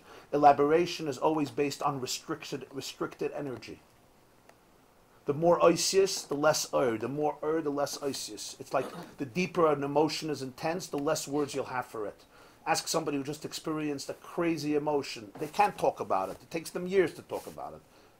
They cry, they sing, they dance, they jump, they holler. Why can't they talk? Because oisius are containers. Chachma never comes in a lot of oisius. It'll come 6, 7, 8 words. That's it. Very rarely will it come more. Edison once said that all invention is 1% inspiration and 99% perspiration. Chachma is inspiration. Bina is perspiration. Chachma is an event. Bina is a process. Chachma, it has you. Bina, you have it. In Chachma, the I becomes subservient to the truth of the idea. In Bina, the truth of the idea becomes subservient to you. That's why Chachma is koyach ma. It's the koyach to say what. That's a very deep koyach. The ability to really say what. Just what. I know nothing, tell me. That openness, that yearning, that pining, and that complete singular dedication without any distractions to discover truth, that's what allows truth to enter into your airspace. Without that, nothing is coming into my airspace. I'm too blocked. There's an expression in old Svarim, kol gay shaita. Now, gay in Hebrew is not gay in English. Even gay in English is not gay in English. You know, gay is a nice English word. It means happy, right? Gaily, yeah. In old literature, it's been hijacked, but I'm not going there now. But gay in Lashon Kodesh is Gimel Yud Aleph. It means from the word gaiva. So there's an expression, kol gay Yud Aleph. Kol gay shaita. What's pshat? Why is an arrogant person a fool? We all know arrogant people who may be very, very smart. In fact, their wisdom breeds their arrogance, but it's not true. It's not a prediction, it's not a nevuah, it's not a religious statement, it's a fact. If you're arrogant, you're a shaita be'etzem. You have no choice. Because the prerequisite for true wisdom is humility. Real arrogant people are also very stupid people, even though they may be brilliant, but they're still stupid be'etzem. Because arrogance is the greatest obstruction to true learning. They will remain completely stuck in whatever they get, but there's no evolving. There's absolutely no evolving. Because they're stuck in their confined reality. The definition of learning is humility. It's not only a prerequisite as a zgula. It's not a zgula. It's the definition. Because chachma is koyach ma. Chachma is bittul. That is chachma. When the airspace opens up, something higher than it can come in. As long as the cup insists on having these walls, fine. But you're going to get your 7 ounces. You can't get anything else. So you'll stick to that. And anything else doesn't exist or is crazy. Because you have, back to the net, you have the holes in your net, and that's it. You won't shrink them and you won't expand them. This is reality. If it fits into this, it's reality. It doesn't fit into this, it's not reality. I don't go there. Now let's face it, most of us will not even go there. Because who wants to experience a clash? You don't need something banging against the walls. But those who are sensitive to these things, you can almost feel sometimes ideas banging against the wall and they can't go in. You can almost feel like you're learning and it's near me, but it can't go in. I don't get it. I don't get it. So Shiva once, I knew his name was, he lived in Lud. He was a big Talmud Chacham. So there was a Bach who came over to him once in Beis Medrash. And he asked him Pshat and Tosfos. So he explained it to him. Ani lo mevin. Says it again. Lo mevin. Again. 3 times, and he lo mevin. So the boy starts crying. So the Rosh Hashiva goes, takes him and gives him a kiss. He says, Achshav ani mevin. Now I understand. Now I understand. So sometimes you have an emotional block. But a person could feel the information cannot settle. I could say the words of the I'm not teufus it. For this, 2 things have to happen. First of all, you have to realize you're not teufus things. I never thought that it's something that has to be spoken about, but I realized It's a very important idea. People today don't realize they don't grasp things. You'll ask somebody will be sitting at a shir, let's say in yeshiva, you understood? Of course. It's almost a godless today for somebody to say, I didn't understand a word. But it's very important. How many bachim you think in a shir, in the yeshivas, understand the shir? The shir is about a Shagas Aryeh, a Reb Chaim, a Bircha Shmuel, a Chidusha HaGranat, a Kivega, whatever it is, a Ktsas. But the kid can't read a Mishnah, can't read Chumash and Rashi. He said, tell me I understood the shir. But I can't say I don't understand. Because how do you say that? It's a ken shot and some shidduch. So sometimes people sit in an environment for 40, 50, 60 years, they'll never say they don't understand. They think they understand, and maybe they understand a little, but they really don't get it. In other words, the prerequisite of all understanding is, I don't understand anything. I don't take anything for granted. I start from scratch. Tell me, I don't know anything. Why, what, when. The stupid questions are always the best questions. It's called klotzkashas. That's number one, the prerequisite to be able to say, I don't understand anything. But that doesn't mean you understand yet. That's the hachana to be able to ask, to be able to get frustrated, to be able to grow. That's chachma. That's why chachma is the nekudah of bittul. You understood? Nope. Chachma is something, it comes and it goes. If you don't hold on to it, it's nothing comes from it. And you need the woman to, the mother, so to speak, to nurture it. Yeah. So Torah is actually Chachmas Shel HaKadosh Baruch Hu. So in Chachma, there is a unique expression of godliness because of the quality of bittul. The definition of Hashem is oneness. It's everything. In other words, this is a very important idea. If God is not if God doesn't amount to everything, He amounts to nothing at all.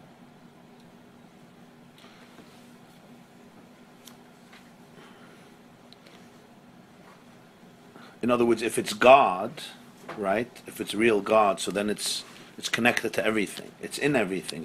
It's the reality of everything. If it's not everything, it's just where I'm comfortable, or when I get into a religious mood, or when I get OCD, or whatever it is. So then it ultimately amounts to nothing. It doesn't have that real significance. It's just my own shtick. It's God created in man, as Reb Shimshon Raphael Hirsch says, that Bereshis teaches man is created in God's image, not God is created in man's image.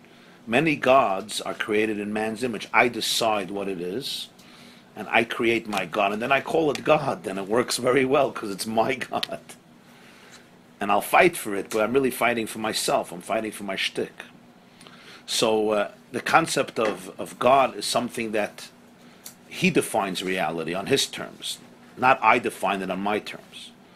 And it can't be relegated, say, oh, here yeah, and here not. In other words, if it's God, it's connected to everything. If not, it's not God, it's something else.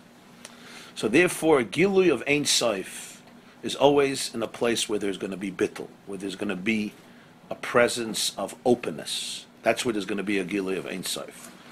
In other words, the moment there is arrogance, the moment there is haughtiness, the moment there is self-centeredness, and mainly agendas, bias, then it's already not a place where Hashem could be revealed. Because Hashem is everything. Everything means everything. The only thing that can block it is me. So if my me blocks it, so ultimately there can be a Gili of Ein Sof. Somebody once told me that when they go to 12-step meetings, recovery meetings, they feel God there always. They asked, why is it that they feel God there? I told them because Hashem dwells where there's bittul. And every person sitting in that group, their life has been shattered. They destroyed their life through their addictions. Because of that, there's a tremendous bittul in that room. There's a lot of chachma in that room. Because when somebody thinks their life is fine, so they don't need the bittul. Chachma only comes when you're frustrated with what you don't understand, because you realize your limitations in life too. When somebody shattered and destroyed his life, unfortunately, for whatever reason, sadly, and admits it. I'm not talking people who are in denial. People who are in denial, that's God is not there. Denial is a river in Egypt. It's part of Galus. But we're talking about in a place where there is real acknowledgement of mistakes and real vulnerability. In other words, people are naked in the sense of they strip themselves from all the nice stuff. You know, when we sit and talk, so everyone, we wear masks, we say nice things. But imagine there was a situation, and there are situations when people are completely open about everything. So then what happens here, there's no ego. Nobody's protecting themselves. When nobody's protecting themselves, the defenses are down, then there will always be automatic. It's almost automatic. There will be a gili of, because Ein Sof is here. You don't need to bring God here. God is here. Likkutei Rebbe famously, the story when he was a child, right? Somebody asked, "Who is God? Where is Hashem?" Everybody was saying everywhere. They say the Likkutei Rebbe, when he came once out to his chassid, there's different versions of the story. But the version I'll tell you right now is that he came out to his chassidim once, the Likkutei Rebbe, and he said, "Who is God? Where is Hashem?" So they said, "What do you mean? Hashem is everywhere." He said, "Nein. God is v'molastem arayin. God is where He's let in, where He's allowed in." Now he wasn't arguing with a pasuk, Maloi Chalar It's Kveide. The Likkutei Rebbe knew that pasuk. He also davened Shachris, and he also knew the original, which is Yeshaya Hanavi. Maloi Chalar It's Kveide. What he was explaining is Maloi Chalar It's Kveide, but it doesn't mean it has to do with you. You may not feel it, right? Like we learned about Soivav Kalam. You have to let him in. How do you let him in? That's Chachma. Chachma means you let him in. How do you let him in? The first you say to let him in is bittul, self-effacement. Little enough towards God, little towards yourself. Because of the 12 steps, and they're not. Fine. There's bittul on there's millions and billions and endless madregas of bittul. But I'm just bringing out a certain nekuda. This doesn't mean everything in the 12 steps is holy, and it doesn't mean every nekuda in the 12 steps is holy. But it's sometimes a lot holier than what happens outside of the 12 steps. Let's put it that way. I'm bringing out one nekuda that when people are completely vulnerable, and they have to be vulnerable because the gear, the masks weren't working. For other people, the masks worked. For them, it didn't work. They lied to themselves. They lied to their families. They lied to their spouses. They lied to their children. They destroyed themselves. There was a young man who came to me from one of the very, observant Jewish neighborhoods, not far from here, and tremendous suffering from tremendous addiction to very immoral behavior. So this is a father, a wife, 11 kids. It's not a newly married fellow, a bachadol. Comes from a family, very prominent family, and a lot of children, Likkutei Torah and Rosh Yeshivas, the works.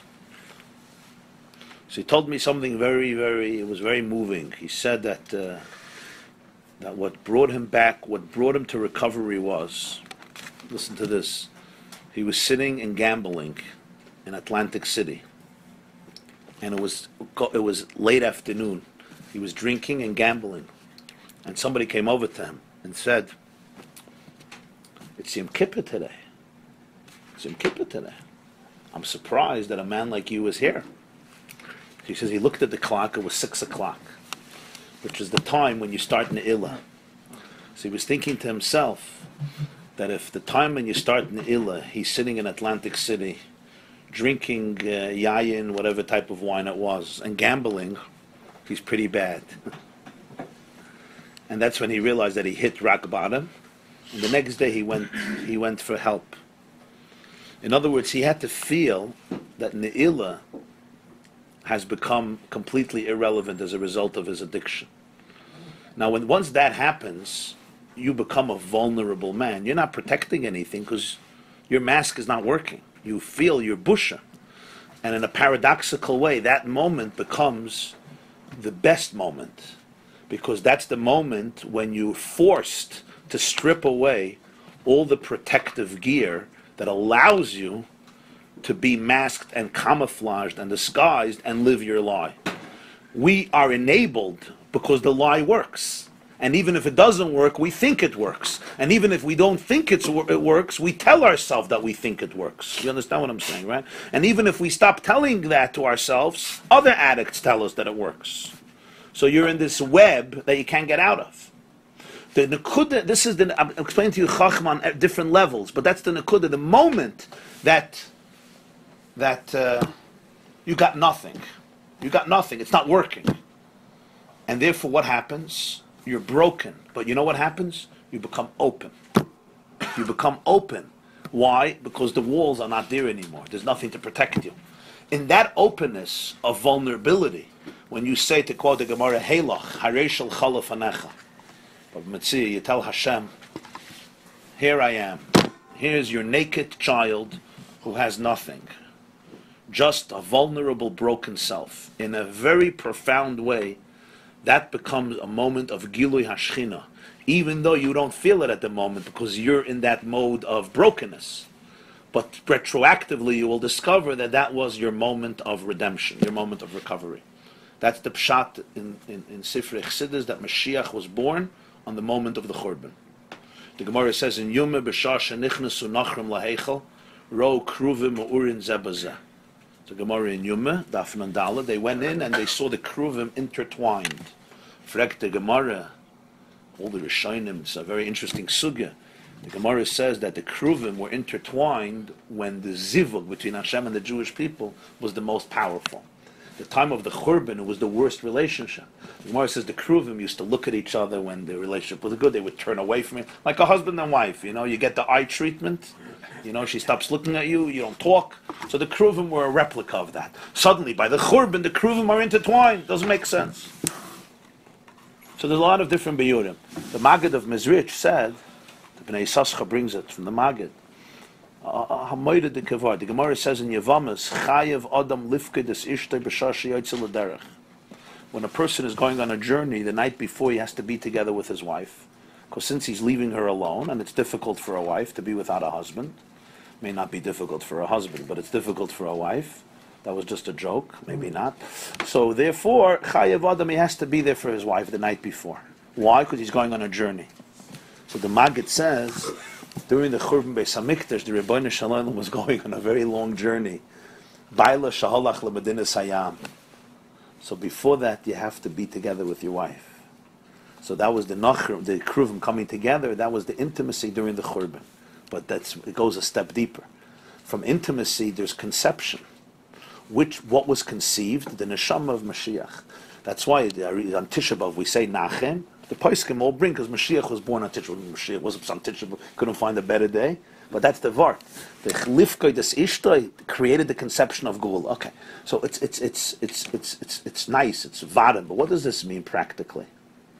In psychological terms, what it means is the moment of ultimate devastation, when one can't escape the Churban, that's the moment Mashiach is born.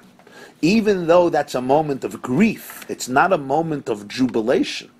It's when Galus begins. But the awareness that Galus began in such a frightening fashion means that redemption was born. Why? Because the walls of denial were shattered.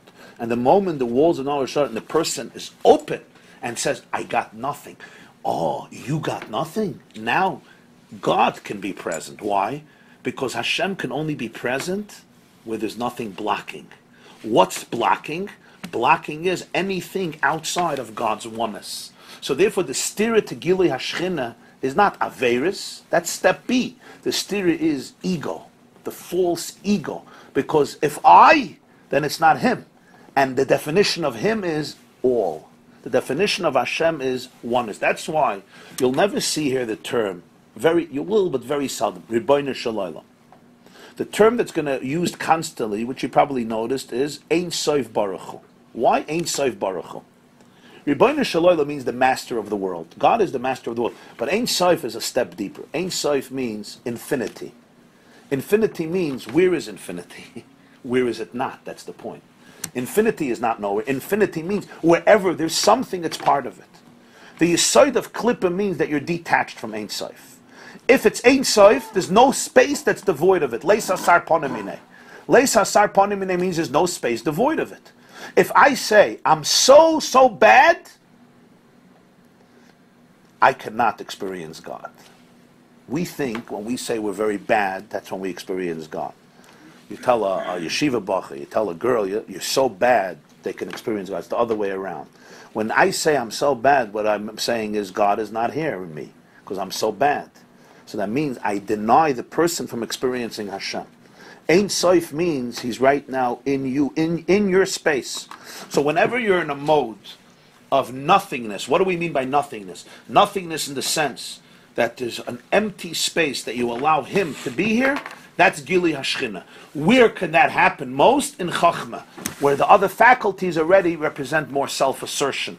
But Chachma, by definition, is Koyach Ma. So that's the union of Bittul. And in a recovery room, that's usually very palpable. Because if people are real, we're not talking if people are coming there to fake, but usually after a few times they'll quit if they're fake, because it's very intense. So therefore, in such situations of vulnerability, you will always feel some holiness. Why? Because where there's no ego, there is God. Any questions? Okay. Same idea. The Gemara in Makkos, the end of Masechta Makkos. Shual yotzim bebeis kotshei hakadoshim. Akiva nechamtonu. They cried because they said, how can a fox come out of this place? Hazar hakarev yumos. The Gemara says in Makkos, it used to be a Yisrael goes in here, he dies, and now foxes are shualim hilchuba. So the Akiva says, lekachani mesachek. That which makes you cry, that itself makes me laugh. It's not what makes me laugh is I'm thinking about something else. You know, the pessimist and the optimist, the famous joke, right? You take them both and you put them in a room full of horse manure. So the pessimist is never crying, and the optimist says there got to be a pony here. There's so much, whatever, there has to be a pony here. You know? So the boy, he's looking for something else. The Chiddush Rabbi Akiva is, no, that which makes you cry makes me laugh. Not because I'm naive. Because in the very same reality, I see the birth. I see rebirth also. The very same reality is in Hilchas Shabbos we have, right? Kol ha'mekalkel in Pturin, unless you're soiser al manas livnus. Minatayri, you're only liable to bring a carbon chata if you demolish a house because you want to renovate. If you stop demolishing a house because you're bored or you whatever destructive, then you're not chayiv in Shabbos. Minatayri, mekalkel is potter. If you're soiser al manas livnus, you're chayiv. Why? You're demolishing. You're mekalkel. The answer is when you're demolishing in order to renovate, it's not demolishing, it's renovation. Renovation includes two phases. Phase number one is demolition. Phase number two is construction. Unfortunately, we get stuck in phase one with most contractors, present company excluded. But soiser amanas livenis, so it's not stira. There's a lashon in Rishonim. Hai stira binyan mikri. Demolition is called construction. And psychologically, it's also true. Demolition of the structure is sometimes the greatest prerequisite and is part and parcel of construction. Why? Because it allows you to build something real, something authentic. So Torah is Chachma. Chachma Ilah, where you have the Gilui of Ein Sof. And then you have the Mazel, which expresses itself in the Torah down here that we have, which is like Olam HaAsiyah, because Torah has all these layers that the soul has. And each level of Torah is a deeper depth in the same Torah, just like we spoke about Atzilus, Bri, Yitzir, Asiyah. It's the same reality, seeing it from different perspectives. That's how Torah works. But yet the highest Torah and the lowest Torah are all one. Like the soul and the body and the super conscious soul, it's one soul. We don't have 100 souls. The question is if we're conscious of it or not conscious. So one person could be learning the same shtickle Gemara. What he sees in this Gemara is what the neshama of Atzilus will see when he looks at a tree, versus somebody else who will just see the externalities of it, and both are true. Reb Meir Shapiro used to say, the Gemara says in Sukkah, that Hillel HaZaken had 80 Talmidim. The oldest was Yonasan ben Uziel. The youngest was Rabbi Yochanan ben Zakkai. Amr of Yonasan ben Uziel, that every bird that would fly over his learning would get burnt.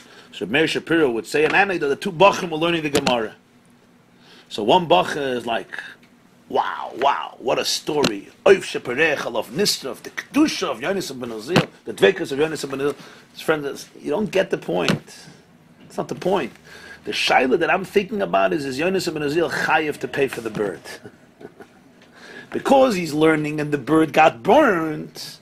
So is it called grama? Is it called garmi? Are you chayiv b'dinei shamayim? Are you chayiv b'dinei adam? Are you potter completely? You're learned, and as a result of your holiness, the oif got burnt, and it belongs to you. You have to pay for the oif. Missed the point. Huh? He missed the point. He missed the point, right? Technically, it's a shaila, but he missed the point. Because he saw only the most external of external layers. He didn't get the pnimius of it. He didn't get the pnimius of it. So it's not that the pnimius is not there, he's just not conscious of it. I'm just giving a dogma. Two people could read the same line. One sees one thing, another sees, the same is true in every Inyan in Torah.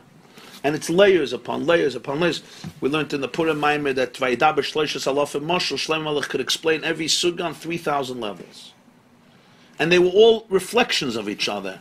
A mashal for a nimshal, for another mashal, for another mashal, nimshal, all the way 3,000. And really it's Litvonasa Ein Mispar. So B'meila, it starts with Chachma Elah, which is Hashem's Chacham, which is one with Him, more than any other sphere, because Chacham is bittul. And then it trickles down into the Torah that we have, Begashmi, that's the power of Torah. So any Nekuda a person learns Torah, it has it. How conscious I am of it? That's a question of life. How conscious are you of what you're seeing, of what you're learning, of what you're experiencing? Just like in yourself. How conscious are you of your internal experiences being reflected in your external emotions or sensations? Sometimes there's a cutoff. A person completely doesn't sense the flow, and sometimes there is a flow, and one could sense at least some elements of the flow. There's some awe as a result of the mazal, even though you can't experience it in your totality because it would be too intense, unlike Daniel. So he says, Vaiter. Vihine, you see Tezayin, it's a second column, Tezayin Amaral, the line starts Begashmis. It's probably 10-15 lines from the top, the line starts Begashmis. Vihine, Tlas Kishin Miskashron Dabeda. There's a famous expression in Zoyar that there are 3 knots that connect one with the other. The Zoyar says Yisrael by Raisa and Raisa by Kutchabrichu. The Jew is knotted to Torah and Torah is knotted to Hashem. It's famous, by the way, the expression Yisrael or Raisa by Kutchabrichu Kul Echad doesn't say in Zohar. It's a lashon of Yidden. The closest source in Zohar is this Zohar. Tlas Kishin Miskashron Dabeda. It's interesting to know. That expression we don't have in Zohar, although everyone quotes it from the Zohar. But this is something very similar. There's 3 knots. The Jew is knotted to Torah, and Torah is knotted to Hashem. So as a result of that, they're knotted together. V'Yisrael nikroyim chayolin d'oraisa b'Zohar al pasuk suas rosh b'nei Yisrael. In Likkutei Torah Bamidbar on the pasuk, he calls the Jewish people chayolin d'oraisa, which really means the soldiers of Torah, the legions, the troops of Torah. What's the kshaychus? Ki samach riba yosis ha-Torah, hein sheider shemakar samach riba neshamas Yisrael, kol ois sheider shemakar neshama achas. The 600,000 letters of the Sefer Torah are the source of the 600,000 Jewish souls. Every letter in the Torah is a sheidish of a neshama. Now there's more than 600,000 Jews, but as it's explained in Tanya and Perek Lamed Zayin, the 600,000 souls are root souls. But just like the root of a tree can have many branches, one neshama can have many branches. You can have 1,000 neshamas that are rooted in one place. So you can have different Jews. So although we're one people, like we're one garden, but we come from different trees. So family members might be branches from one root, or certain neshamas that are deeply connected because they come from one root. So this is the idea, even though it's different branches, but there's shishim ribbon neshamas klolis, and each neshama is rooted in one letter in a Torah. Now some people can open a Torah and they could recognize their ois in the Torah. V'sein chelkeinu b'soyrasach. Usually you can't, but every neshama has its ois in Torah. Well, Mikiv, as he says, since every neshama has a makar ois ha-Torah, so be'esek ha-Torah lamata ta'oider sheidish neshmasi lamayla b'chinas mazel. So when a Jew learns Torah down here, it triggers the sheidish of his neshama lamayla, the mazel of his neshama. To bring forth the revelation of the presence of the Infinite One, which is manifested in Chachmei La, the highest Chachma Hashem's Chachma, the source of Torah, which is also the root and the foundation of the neshama in the mountains of holiness. That this gilui of chachma should be expressed in the mazel of the shayrish neshama. The tipul alav eime v'fachad v'charod g'deilim v'pnei gilui erin seif baruch hu mamish v'pchines mazlayu dechazi. As a result of this, there's a tremendous awe in Torah because of the gilui in the mazel. In other words, the kesher between the Jew and Torah is down here. Every Jew is rooted in a Sefer Torah. Every Jew has a letter in the Torah, like it says in the Megala, Amukas Yisrael is Yesh, Shishim, Ribui, Oisius, LaTorah. Every Jew is rooted in the Torah. But the kesher doesn't begin down here. Like everything, it evolves from the kesher up there. Because the shirish of the neshama comes from Chachma of Hashem. That's the source of Torah. So the Jew and Torah are essentially connected. Torah comes from Chachma, the neshama comes from Chachma. So here's what happens. When I learn Torah down here, so what happens? It trickles down, but it also trickles up. You know, you pull a rope. Yaakov Chavad Nachalosi, you pull a rope. The rope may travel thousands of miles. You pull it down here, there will be an effect on every level. On every level of the rope will come down. You throw the rock into the water, there'll be the ripple effect that will go and go and go and continue. What do they say? As the butterfly flaps its wings, there is an avalanche, right? There's a windstorm in New Zealand or in Japan, because ultimately it's affected. The neshama down here, when it connects to Torah, so on every level of the neshama and on every level of Torah, there becomes a relationship. So the oir that shines in Chachma of Torah will be in the source, the mazel of Torah, will immediately shine in the mazel of the neshama. So what happens when a Jew learns Torah is that the super conscious force of the neshama is completely overwhelmed by the energy of the Torah in its source, which trickles or is revealed in the mazel. Down here, I don't experience that full intensity of it. But here's what the Gemara says, Afal gav the iulay chazi mazlayu chazi, because my conscious soul is rooted in my superconscious soul. My conscious soul is rooted in Torah, and my superconscious soul is rooted in the Torah above. So therefore, down here also, there is an experience from the mazel of the neshama, which experiences the gili of Chachma and Torah, and that's what the Gemara says in Brachas. Mala halon be'emo b'yira b'reses of b'zir, just like Matan Torah, there was tremendous awe. So every time a Jew learns Torah, there's tremendous awe. What does this mean? So Balatanya is explaining what this means. Because what happens by limud Torah is that the mazel of the neshama, when somebody's open to this, they have to be sensitive. What's happening is the mazel of the neshama is experiencing the full revelation of God in Chachma of Torah, which is connected to the Chachma of the neshama, so it trickles down here. So there's a tremendous aim of a fachat b'charad g'dayla because of the gewaldike gilui that happens right then through limud HaTorah. Through limud HaTorah. So b'meila, this is the continuation of the discussion of Soiviv Kalalman versus Mamalik Kalalman, right? This is what he began this parak with. That Soiviv Kalalman is that energy which no thought can detect and no thought could grasp, like we spoke of the mashal of the holes of the net. We cannot grasp it because it's beyond being restricted to our state of consciousness, but nonetheless there is a concept called Mazlayu Chazi. What's Mazlayu Chazi? That the Etzem HaNeshama, like we spoke Mamali and Soiviv, are relative. So the Etzem HaNeshama, which is higher than the sensory soul, is not enclosed in the body. What do we mean it's not enclosed? Not enclosed body doesn't mean it's not in the body. It's not felt by the body. It's not the consciousness that I'm aware of. It's not the I that I'm going to write in my resume. When you tell me who I am, when you ask me who I am, there's what I can tell you. There's what I don't want to tell you, but I could tell you. And then there is what I'd like to tell you, but I can't tell you because I don't know exactly what it is. And then there's that which I don't even know that I don't know what it is. And that's really the majority of your personality. Right? The majority of your personality is exactly that. And that's what's called your mazel, but it trickles down into the soul that's in the body. So when the mazel of the neshama is chazi, when it sees an experience which we would call soiviv because it's above sensory and consciousness, it creates an awe and a reverence and a dread in the person because it's overwhelming. That's the concept of Eisek HaTorah, because since the Ein Sof dwells in Chachmei Elah, which is Torah, and through the Torah, this gets expressed in the mazel of the Neshama L'mayla, which is rooted in Torah, so it affects a person even here, L'yira G'doyla. This is what some Jews experience when they are learning Torah, because this is what Torah is. He's learning about a halacha. He's learning about a technical halacha, what yira, what mazel, what mali, what sefer. Now, God is not even mentioned in the halacha.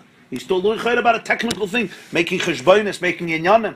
But that's the outer layer of it. This is the same Torah is really a reflection of something deeper. Why is it from Irish simple?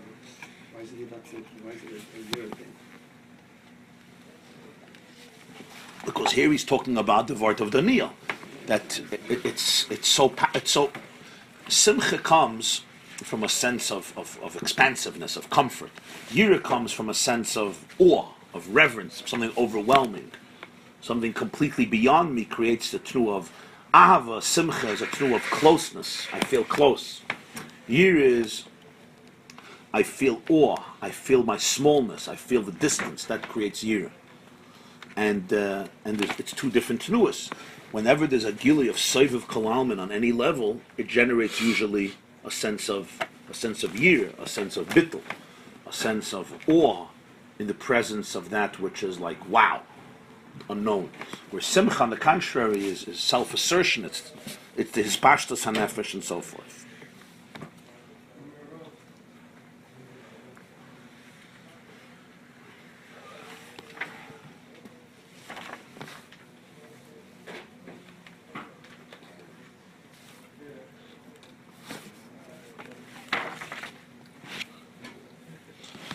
Okay, we'll be mafsik here. The next shir, the Israel Hashem, will be on Monday. This class is brought to you by the yeshiva.net. Please help us continue the classes.